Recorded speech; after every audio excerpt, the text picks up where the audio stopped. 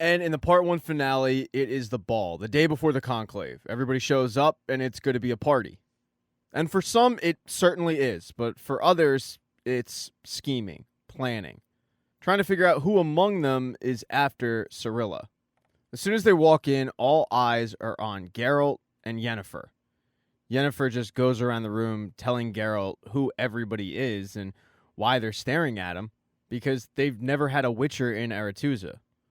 One of the first people to come up to him is Sabrina. She starts hitting on Geralt with telepathy, but Geralt ain't having it. And one of the reasons why she's hitting on him is because somebody spiked the wine with an aphrodisiac. They did the same thing to Caviar. They're trying to make this thing a giant orgy, and, I'm for it.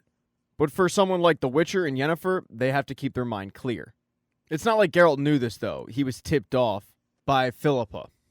He mentions how she had tried to get Jaskier to do her bidding, but it's not going to work. She's not getting Ciri. Philippa then brings up the demise of Codringer and Fen. That is something Geralt didn't know, which is a little bit of a surprise to Philippa because she knows that The Witcher is after Rience. They start posturing a little bit as to why either of them are there, because it's pretty clear that both have information that they're withholding, but they get interrupted by Dijkstra. Dijkstra asks Philippa to speak to the Witcher alone, and his message is quite clear. A war is coming, and neutrality isn't going to do him any good. He needs to pick a side. Obviously, he would like the Witcher to join his side. Geralt's not interested in it, and he doesn't take kindly to when Dijkstra says, "Give us the girl before it's too late." Geralt just simply walks away. As Geralt was walking away from Dijkstra, Yennefer was busy chatting with Tissaia and Vilgefortz. But they end up getting an old friend. It's Philippa. After she got kicked out of the conversation with Dijkstra and Geralt, she walked over and had a very uncomfortable interaction with her old friend, Tissaia. After the uncomfortableness, Philippa asks Yennefer if she can speak with her alone. She feels like her and Yennefer are very similar, and she doesn't relate to a lot of the mages that are at this thing. Much like with Dijkstra and Geralt, Philippa tries to get Yennefer on her side, saying, there's still time for you. Traitors are already working with Nilfgaard. Now, do what you want, but I'm telling you, if you and Tissaia stick to this plan, neither of you will be better off than Lydia. And then she points out that Lydia is at the party. Yennefer then thanks her for coming, telling her it means everything to him.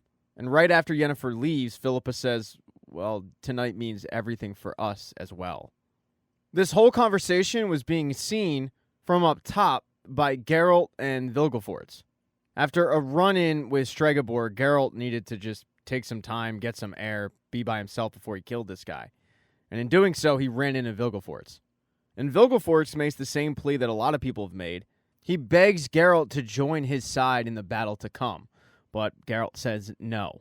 He's not willing to change his neutrality. In one last plea, Vilgefortz tells him, your neutrality isn't going to save Ciri. But Geralt isn't falling for that. He just walks away. Geralt walks down and rejoins Yennefer on the dance floor, and they start discussing how exactly they're going to get proof about what Stregobor did. They know they need to distract him for enough time that allows Yennefer to get to his room. Istredd had already told Yennefer about the book, and that it is, in fact, located in Stregobor's office. So in order to make this happen, Geralt, along with Istredd, decide to create a distraction, causing a big scene acting like they're fighting over Yennefer, when in reality, they're just trying to give Yennefer enough time to get to the office and find proof. And for a little bit, it was working great, but the lock that Stregobor had used released a butterfly, and when that butterfly found Stregobor, he realized that somebody was where they weren't supposed to be. Yennefer is quickly able to find proof. She's able to find items from these taken elven novices. It all but indicts Stregobor. She's caught, but she's saved when members of the Brotherhood show up and want to know exactly what's going on. And that's when Yennefer, Geralt, Istredd, they all point out that Stregobor is guilty of a lot of bad stuff. Istredd is able to find the Book of Monoliths, and that all but seals his fate. Tissaia isn't willing to just execute him, though. She does want to handle this thing properly and put him on trial, but she wants to wait until after the conclave to do so. For the meantime, he will be locked up, and she will take the Book of Monoliths and make sure it's safe. Stregobor kind of looked for an ally in Vilgefortz, but he doesn't find one. I mean, there's just way too much proof. So by the time the night wraps up, it has been a big success for Geralt and Yennefer. I mean, it seems like they really did pull this thing off. But when they get back to the room, the more they talk about the night, they start intertwining each other's stories, and there's just weird things that happen. One of the first ones that Geralt notices is, why exactly did Philippa point out Lydia? What exactly does she have to do with anything? And when Yennefer points out that Lydia communicates telepathically, that's when Geralt remembers exactly what Terran said about the woman with the weird voice. The other thing that he notices is Yennefer was wearing Tissaya's bracelet. They're very unique looking, whatever they're made of, and Geralt recognized it because he's pretty sure when he did pass by Lydia, she was wearing earrings made of the same item.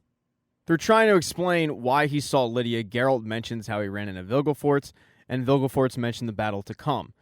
And that comes as a really big surprise to Yennefer, because Vilgefortz encouraged the Conclave to ensure peace, but now he's talking about a battle.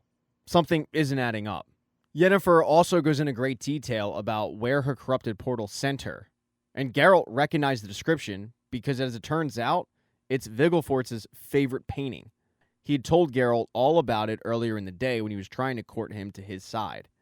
On top of it, Vilgefortz is the one who gave Tissaia this particular bracelet, the one that matches the earrings that Lydia was wearing. Both the earrings and the bracelet are made of something called scarlet ammonite. Scarlet ammonite is only found in the mines in West Redania, where the castle that the experiments were taking place was. The light bulb then turns on and they realize that Stregobor wasn't their guy. Vilgefortz is. Geralt goes and grabs his sword because he wants to right this wrong, while Yennefer goes and grabs the necklace because she wants to locate Tissaia. She wants to warn Tissaia if she is in danger. Geralt begs her to leave with him because he knows that it's no longer safe and they need to get out of there. But Yennefer yells back, "I'm not leaving Tissaia." While she tries to locate Tissaia, she commands Geralt to get out, make sure the pathway is clear for them to escape. Geralt does end up leaving his room, and he can faintly hear a woman yelling to secure the Great Hall, put a man there, put a man over here, directing traffic, if you will. As he's slowly making his way down the hall, proceeding with extreme caution because he has no idea what's around the corner, that's when Dijkstra puts a knife to his throat, telling him, "Should have joined our side." And that is the end of part 1. Thank you so much for getting this part of the recap. I really appreciate it. Consider subscribing to the channel. Hit thumbs up if you like this. Smash that thumbs down button if you thought this video sucked. Stay tuned. I'll have all of part 2 recapped and up for your viewing pleasure when it drops. And I have shirts and t-shirts, so, go buy a mug or something like that.